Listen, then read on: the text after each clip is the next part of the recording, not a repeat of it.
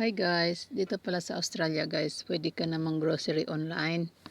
Tapos pipick upin mo na lang guys sa labas ng grocery store. Ganyan ba?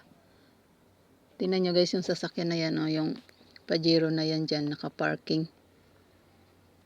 Nag-shop yan online guys, nag-grocery online. Tapos yung empleyado ng grocery store o grocery shop, dadalhin na lang dyan ba diretso sa kanyang sasakyan.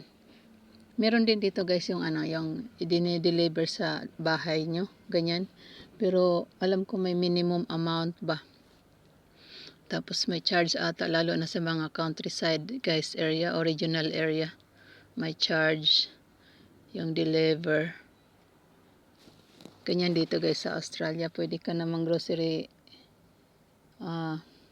online. Tapos pipick upin mo na lang sa labas ba ng grocery store. Hindi ka na papasok doon sa guys sa loob ng store.